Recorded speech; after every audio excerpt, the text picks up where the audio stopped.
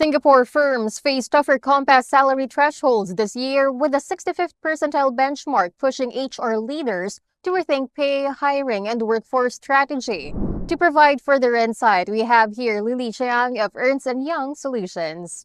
Welcome, Lily. So let's start with what's the most significant shift that companies need to understand about the updated compass framework in 2026?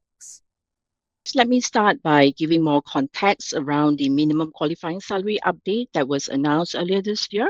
Currently, MOM takes a very structured and data-driven approach in setting the minimum qualifying salary, which is tied to the top one-third of local PMET's wages for employment pass application purpose. On a yearly basis, MOM will review the local wage survey from the previous year and assess whether an adjustment is required, taking into account broader economic conditions as well as unemployment situation in Singapore.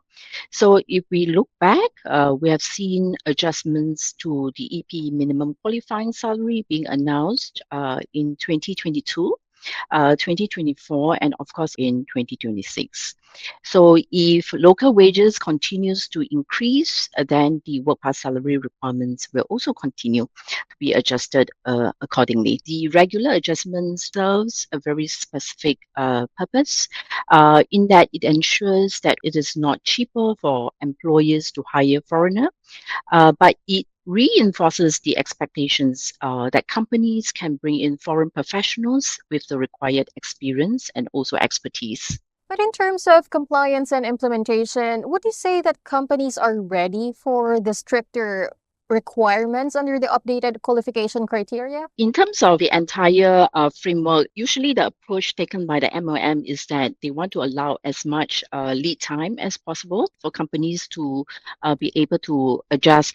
I would just take this recent, announcement as an example, right? MOM, even though the announcement was made earlier this year, the new requirements will not come into effect for new work pass applications until 1st January 2027. And for renewals, it will only start in January 1st, 2028.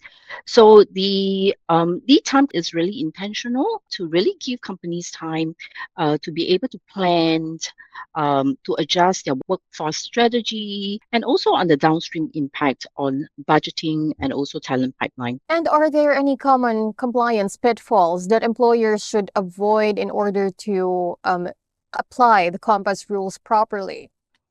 I think to fully understand the requirements is very important. There is a shift in how companies should approach the immigration requirements. In the past, immigration requirement has been viewed as an administrative process where work pass requirements is not really taken into consideration in a hiring process. All these got to be changed.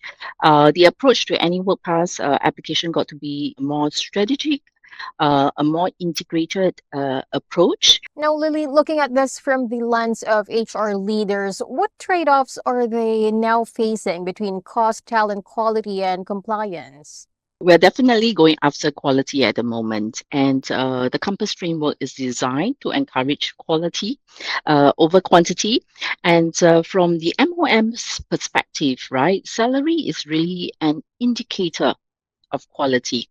And given the higher salary cost here in Singapore, roles based here should deliver higher value work and also, be more strategic in nature. For more transactional, for more operational roles, those may be offshore to lower cost locations, right? And in any case, many of such roles may eventually be overtaken by automation or AI. Companies that employ higher skilled foreign professionals or bringing talent through their international mobility program, they are typically not likely to be impacted because this group of individuals would typically command wages higher than the current salary benchmark.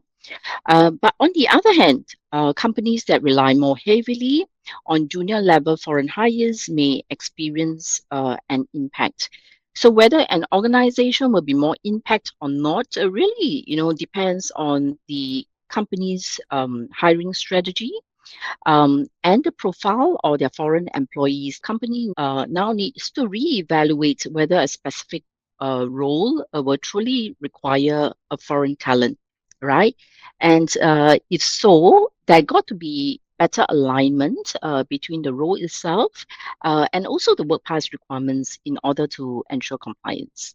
But currently, just to get a better grasp at this, are companies rethinking team structures or the local versus foreign workforce mix because of Compass?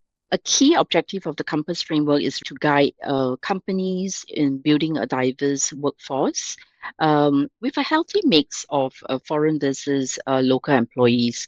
So, Compass is a self-regulating framework. If the company is able to meet all the conditions, it will not have any issues in bringing in the foreign talent that it requires. On the other hand, right, if a company finds that it's very challenging to secure sufficient points, Compass provides very clear rules to identify areas for improvement to make the necessary changes.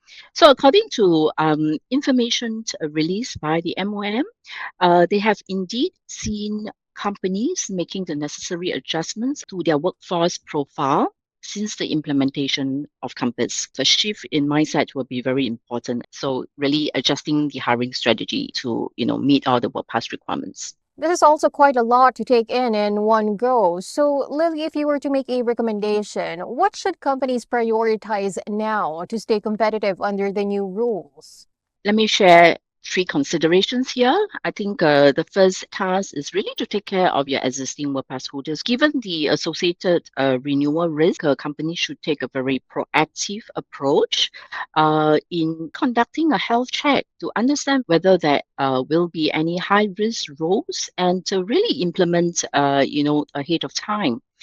The second, reorganization and role redesign. I think many companies are already doing that, not just because of the workhouse requirements changes, but also based on other factors such as AI. So I think job scopes can be broadened in order to support higher wages and through automation and redeployment of employees really to higher value work can ensure that the roles that they keep in Singapore will remain sustainable. The third area will really be knowledge transfer. Or what we call localization. I think having the right hiring strategy is important, but also to focus on, knowledge transfer. So in some countries, a knowledge transfer plan is required as part of a work pass application requirement, right? We do not have that in Singapore, but I believe that will be a good practice. So, really, training and uplifting of your local employees should be a key focus, and the prioritization of the local talent pipeline is important. There are also initiatives for companies to send your local employees overseas. So, make full use of all the programs that we have in order to build a future ready workforce.